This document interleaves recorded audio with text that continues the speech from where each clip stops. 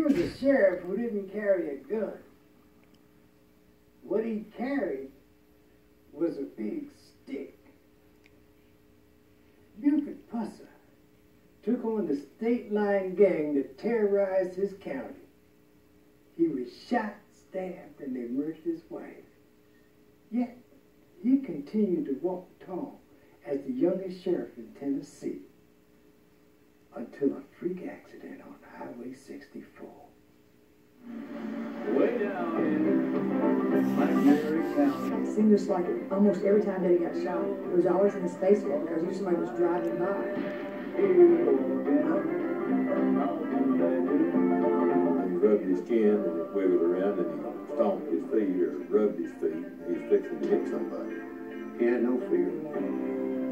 The real Buford was quiet, soft-spoken, was more like a gentle giant. Although when he needed to, he could become that alter ego, you know, sheriff with the big stick. He was big and tough, but he had a heart of gold.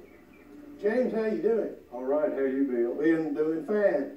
Very seldom does the county have an opportunity to see history unfold like it did during the Buford Pusser years. You know, when it comes to fighting the criminal element, Buford was hell on wheels. That's really what he was. He really was.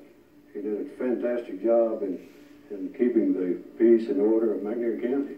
He came to this office on the first Monday in September 1966. 24 months later, he had busted 147 whiskey stills with nobody to help him except his chief deputy, Jim Moffitt.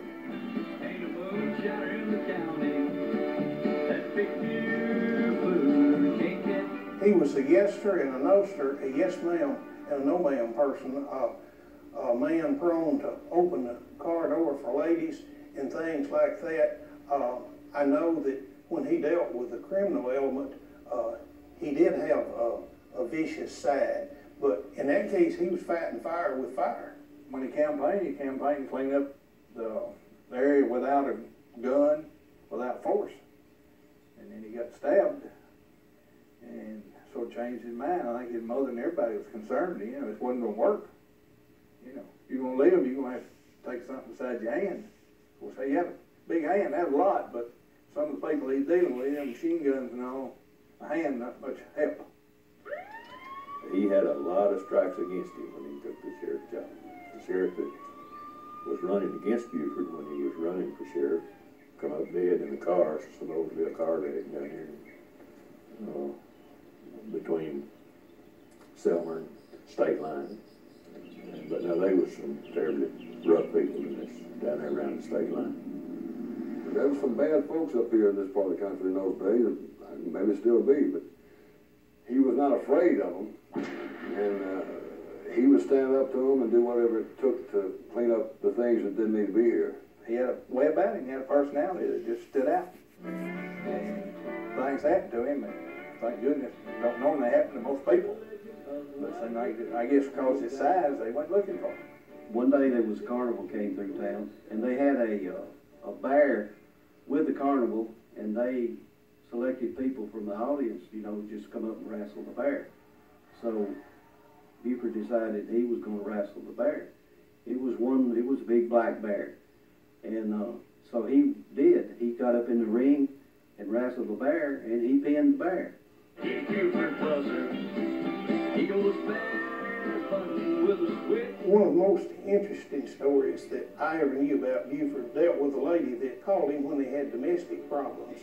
It seems that this fellow would abuse his family, come in drunk. One night he threw the cat in the stove. Another night he threw the girls' school books in the stove. She called Buford and said, he's drunk again, Buford. I need some help over here. So Buford got in a patrol car. He went to Adamsville. But he stopped just before he got to the man's house, and he cut him a hickory stick about like your thumb. John Grant was the man's name, but they called him Flagpole. So Buford went out there in the yard and cut him down a small tree, what it was. They called it a switch. Drove on up to the house. Lady come out crying, and Buford said, well, what's the matter this time? Oh, he's down in the barn, she said. He's drunk. Don't go down there, Buford. He'll kill you if you go down there. Buford went down there and drug him out and whipped him with that hickory stick until he wet all over himself. But he took him by the arm and just wore that switch or what it was out on him. Said, now, flagpole, I whipped you this time like a kid. But said, if I have to come back out here and you beating up on your family and chasing your in-laws, said, I'm going to whip you like you was a man. He never did have to go back. The morning that he got shot, I cut his hair that afternoon, late that afternoon, and he was telling me that he was going to Kentucky to visit his in-laws, you know, and he was laughing about that, said, you know, you have to go sometime. And that was late in the afternoon, and he got shot the next day. After the ambush, our whole life was upside down. It's hard enough losing your parent when you're 6 years old, but it's very hard to understand as a little girl that someone would want to murder your mother. He just ripped my jaw off here completely, the veins run down on my shoulder here. And when she was hit again, killed. My family lost so much through this, but my dad stood up and believed in it and continued to keep cleaning the area up. I just don't like to give up. I mean, once they get you down, they're going to keep you down. If they think that you put you on the line, they're going to put you on the line. Law enforcement lives his whole life. Though he's been stabbed and shot and raped, killed his wife. He called me one night. He said, you're not going to believe what's happened. I said, what? And he said, son, so-and-so